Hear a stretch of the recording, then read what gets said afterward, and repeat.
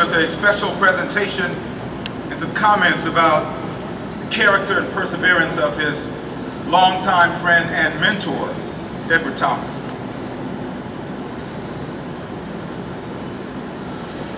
Good morning, and thank you very much. This is certainly a special day and probably the highlight of my police chief administration. But let me just start off first before I say something about my good friends, Mr. T. There's a lot of people that I need to thank for their hard work and their efforts into making this day happen. Starting off with all of our employees. You have put a lot of pressure on me, and I remember when Mr. Thomas retired 4 years ago, many of you were very angry with me that we didn't give Mr. Thomas a big retirement celebration and party. But he wouldn't allow me to do it until this day. And I was not about to do anything to harm our relationship and our friendship. I've only known Mr. Thomas for a brief time, 38 years. His friendship and my relationship with him meant more than me just throwing a big celebration as his retirement. This is much better. Moving on to all of the employee groups president, Ray Hunt of the Houston Police Officers Union, Officer Fagan, African American Police Officers League, Sergeant Nieto, OSO, Organization of Spanish-Speaking Officers, Melvin Hughes, Houston Organization of Public Employees, all came to me with their support in making this happen. And certainly, the mayor and city council recognize how important this is to the community and the Houston Police Department. I certainly want to thank them for making it happen. Also, I would be remiss if I didn't recognize someone that I admired and respected, a colleague that I've worked with, starting when he was a patrol officer, someone that promoted me to assistant chief, and also someone who was chief of police of this organization while Mr. Thomas was still an active duty police officer. So I want to give special thanks and recognition to Council Member C.O. Bradford. Thank you. Thank you.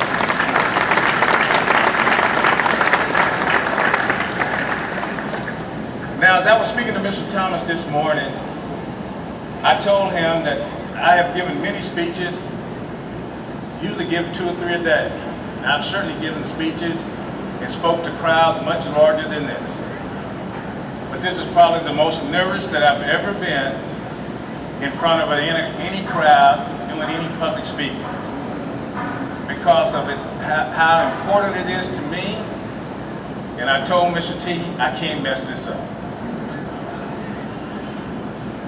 But let me just say a few words about my good friend and put in perspective the type of man he was, type of police officer, and the challenge that he faced.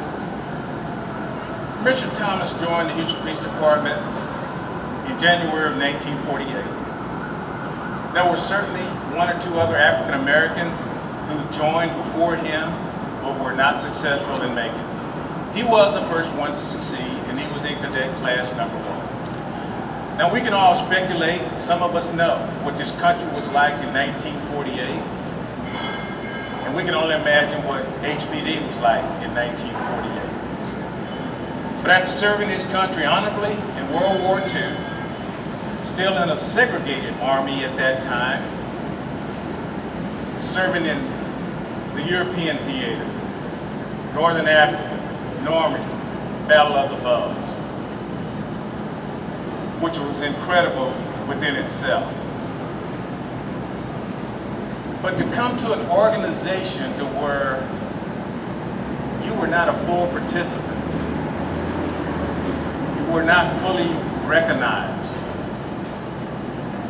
where he was not allowed to attend roll call with his white counterparts, was was not allowed to drive a police car, could not eat in the cafeteria,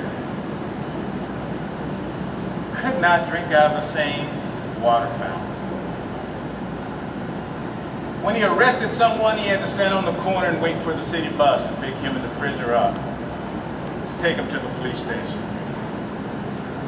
Now, we talk a lot about community policing today, but I would suspect that working from 6 p.m. to 2 a.m., walking from 3rd Ward to 5th Ward twice a shift, Mr. Thomas had a real good relationship with the community. He had to keep himself safe.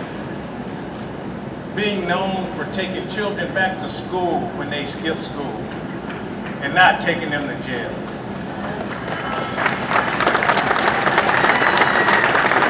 What do we encourage officers to do today? He faced those challenges with dignity, certainly keeping with our core values of honor, integrity, and respect. It was difficult, and we know that. And when we look back in history, just to put his service into some type of perspective, what was done to Mr. Thomas and how he was treated was certainly unethical and immoral, but not necessarily illegal in this respect. If you think about it, when Mr. Thomas joined the Houston Police Department in 1948, Rosa Parks refused to give up her seat on a bus in Montgomery, Alabama, December of 1955. Mr. Thomas had already been a Houston police officer for 7 years. When major civil rights legislation in this country was passed in 1964 that made it illegal for him to be treated the way he was treated in the workplace, Mr. Thomas had been a Houston police officer for 16 years. So that just tells you the tremendous challenge that he faced. And I will never forget this. The day that I was sworn in as police chief, April the 10th, April 14th, 2010. When I came back to police headquarters, I was really excited. I had my family with me. Mr. Thomas was one of the first persons that I encountered here at the back door. He was very proud. He shook my hand, and we walked to the side, and I asked Mr. Thomas, what advice did he have for a new police chief? And what he told me still resonates with me today, and was very good advice that was spot on. He said, Chief, don't ever feel like that you have to run over someone because of your authority and your position. But there will come a time you shouldn't back up from anybody and you'll have to take a stand. Thank you so much, Mr. Thomas, for what you have done for me and other minority officers that had to follow behind you. You put a crack in the door, but now that it's wide open. And as of today, the Houston Police Department is 53% minorities. Thank you so much.